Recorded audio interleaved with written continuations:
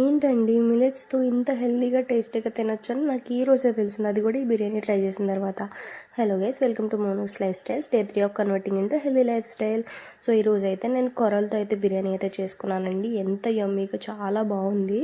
So millets అలవాటు చేసుకోవాలనుకున్న వాళ్ళు ఇటువంటి చిన్న చిన్న రెసిపీస్ ట్రై చేస్తూ అలవాటు చేసుకుంటే మనకి డిఫరెన్స్ అనేది అస్సలు తెలియదండి. సో ఫస్ట్ అయితే నేను కుక్కర్ తీసుకొని దాంట్లో కొంచెం బటర్ అయితే యాడ్ చేసుకున్నాను. తర్వాత దాంట్లో హోల్ గరం మసాలా అండ్ అలాగే ఒక ఆనియన్ అండ్ అలాగే చిల్లీస్ అయితే యాడ్ చేసుకుని అవి ఫ్రై అయిన తర్వాత చికెన్ అయితే యాడ్ చేసుకున్నానండి. తర్వాత దాంట్లోకి అల్లం వెల్లుల్లిపాయ పేస్ట్ అండ్ అలాగే గరం మసాలా అండ్ అలాగే ధనియా జీలకర్ర పౌడర్ యాడ్ చేసుకుని కొంచెం ఫ్రై అయిన తర్వాత మూత పెట్టి కొంచెం సేపు అయితే మగ్గించుకున్నాను.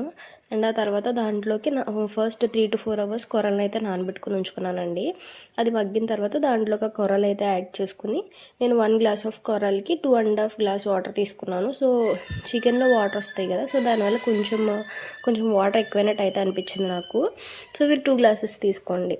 సో యాడ్ చేసుకున్న తర్వాత దాంట్లో మీ టేస్ట్కి తగ్గట్టు సాల్ట్ అండ్ అలాగే ఫైనల్గా కొత్తిమీర అయితే యాడ్ చేసుకుని తర్వాత మూత పెట్టుకొని ఒక 4 విజిల్స్ అయితే రానివ్వండి.